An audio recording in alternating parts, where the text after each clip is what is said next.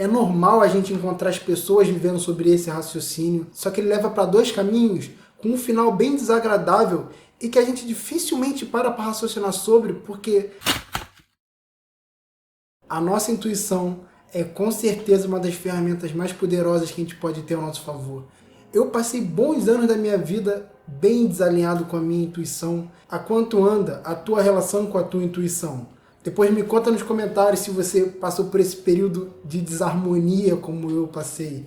Pelo título, você já deve ter percebido que a minha proposta não é falar sobre as maravilhas que a intuição pode fazer. E hoje eu quero falar sobre alguns vacilos dela, porque apesar dela ser essa ferramenta incrível, e é importante a gente ter consciência dos deslizes que ela é capaz de cometer, pois a atenção é o começo de tudo. A atenção é que ensina a inteligência, e é exatamente dessa forma que eu descrevi. A atenção é que ensina a inteligência.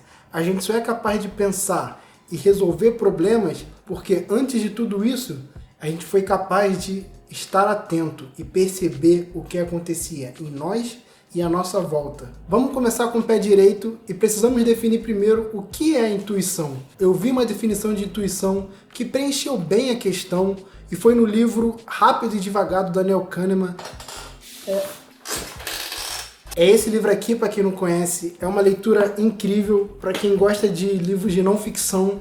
Eu aconselho muito a leitura dele, e ele explica como a intuição é a mistura de todas as experiências que a gente passou, as coisas que a gente observa e nota no mundo sem nem perceber que notou. Seria como quando você está conversando com alguém e você sente assim, essa pessoa ficou com raiva. Só que o que te falou que essa pessoa ficou com raiva? Você inconscientemente já reconhece o padrão de uma expressão facial de quando alguém fica com raiva. E isso é a sua intuição trabalhando, observando esses pequenos detalhes que tem no mundo e te mandando sinais do que deve estar acontecendo para além de você. Boa parte dos nossos acertos na vida e das boas decisões que a gente toma é devido à nossa intuição. Mas como nada é perfeito e tudo tem um preço, boa parte dos nossos erros também é causado pela nossa intuição. Mas acontece numa proporção que se paga. A gente tende a acertar bem mais do que errar. Só que os erros, quando eles acontecem, não são erros mais ou menos. Não são erros do tipo, eu acho que eu errei. Ela erra com firmeza. A nossa intuição erra com vontade. Ela não tem a mínima dúvida. E mesmo depois que o erro aconteceu, dificilmente você tende a botar na conta da intuição.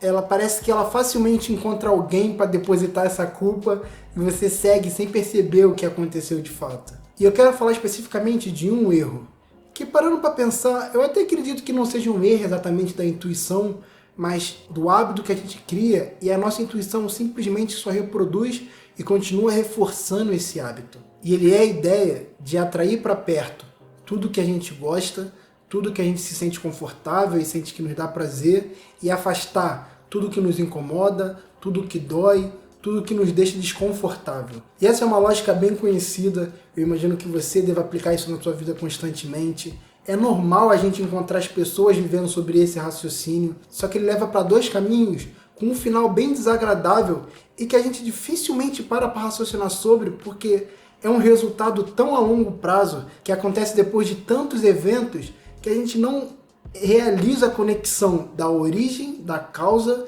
e do efeito que isso traz. E vamos começar pensando sobre esse primeiro caminho, que seria o caminho de atrair o que nos agrada, atrair o que nos satisfaz, o que nos dá prazer. E eu vejo como esse hábito tem uma tendência de levar a vício e dependência. Parece meio assustador, mas quando você para refletir como o processo acontece, fica bastante claro. Vamos começar por um exemplo bem comum, que seria a comida. Quem dispensaria uma refeição deliciosa? Um prato de batata frita, um prato de hambúrguer, uma pizza. São de fato alimentos saborosos que a gente aprecia com gosto quase que indescritível. O que acontece quando você busca incessantemente só trazer para perto o que te agrada? Levando a casos extremos, quando esse ser humano se dá conta, um prato de arroz e feijão é basicamente um prato sem graça, não tem o mesmo sabor. Então por que comer isso se eu posso comer a comida que eu gosto? E você vai entrando nesse ciclo vicioso, e quanto mais você come o que te agrada, mais você quer o que te agrada. E menos você consegue encontrar satisfação nas outras pequenas coisas da vida. Um outro exemplo muito fácil de notar isso é com bebida, por exemplo. Você bebe porque você gosta, te agrada, você se sente confortável com você, é gostoso, você bebe um pouco hoje, você bebe um pouco amanhã, aí você começa a beber em eventos sociais. Quando você dá conta, você não consegue ir para esses eventos sem que você possa beber. Quando você vai sem beber, o evento passa a ser muito desagradável. E levando a caso mais extremo, você começa a beber durante a semana e você vê que esse ciclo, ele não simplesmente para, não tem uma hora onde você percebe que você está satisfeito de trazer para perto o que te agrada. Quanto mais você puxa, mais você fica faminto de puxar ele para perto de você. Lembrando da pandemia, a quantidade de pessoas que relatou está descontando a angústia da situação na bebida e que passou a beber todo dia, mostra bem como é essa situação. Começa como uma coisa tranquila, como uma coisa boa, porque por que não ter perto de você o que te agrada? Por que não ter perto de você o que te dá prazer? Só que você percebe até onde isso vai levando? As redes sociais é um outro fenômeno que não é muito diferente disso. As pessoas não se dão conta do quanto elas se encontram dependente de pegar um celular, abrir, checar o que está acontecendo, ver o que está rolando. Não é à toa que nos últimos meses estourou a ideia do jejum de dopamina, do nível que isso alcançou. E as pessoas repararam do quanto a gente precisa dar um tempo dessas coisas, porque por mais prazerosas e confortáveis que elas sejam, o final do caminho para onde elas levam não é um caminho para onde as pessoas querem chegar. E falando da outra tendência da nossa intuição, que seria a de afastar. Afastar o que nos deixa desconfortável, afastar o que não nos agrada. E a consequência que eu reparo dessa tendência é a da fraqueza. A fraqueza do corpo, e por corpo eu quero dizer o corpo físico e a mente, que é uma coisa só. A fraqueza do ser como um todo. Um exemplo disso seria, você precisa estudar para uma prova. Seria a prova para a sua formação, a prova para você finalizar a sua faculdade, passar num concurso, e você simplesmente não consegue sentar e estudar porque é desconfortável, é chato, é desagradável. E é nessa hora que você nota como essas duas tendências estão fortemente correlacionadas, porque no mesmo momento que você depara com alguma coisa que te incomoda, o hábito que você cria faz o teu cérebro disparar um gatilho de que você precisa buscar algo que te satisfaça, algo que te agrade. Foi isso que você educou ele a fazer.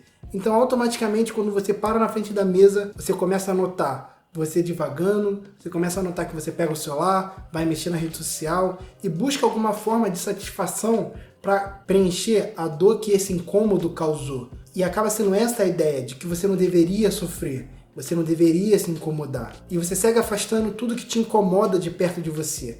Até um trauma que seria muito importante de você sentar, refletir e olhar para o que está acontecendo, o que isso te causou, o que isso representou para você naquele momento e o que é agora.